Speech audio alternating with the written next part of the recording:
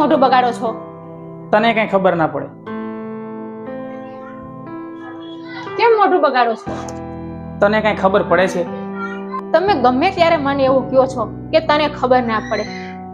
તો હવે તમે જ કહો મને, તમે કેમ મોઢું બગાડો છો?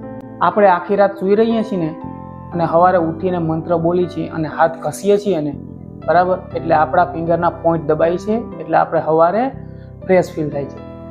અને બીજું, સવારે ઉઠીને વાસી મોઢે આપણે પાણી પીએ છીએ ને અને આખી રાતની જે લાળ આપણા મોઢામાં ભેગી થઈ હોય ને એ પેટમાં જાય છે, એટલે આપણી પાચન શક્તિ સારી રહે છે. અને તું જે આ ઊભા ઊભા પોતું મારસ ને એની જગ્યાએ બેઠા બેઠા પોતું માર ને તો તારી એક જાતની કસરત થાય છે અને તને ક્યારેય પણ પેટના રોગ નથી થતા. આ વોશિંગ મશીન તો હમણાં આવ્યા. ઘરની જેટલી હાઉસવાઈફ હોય ને, જેનું બેઠાડું જીવન હોય, એને તો બેઠા બેઠા જ કપડાં ધોવાય, જેથી કસરત પણ થાય અને શરીરના કોઈ પણ જાતના દુખાવા થતા નથી અને નીંદરે હરખી આવી જાય. સાવ સાચી વાત છે તમારી.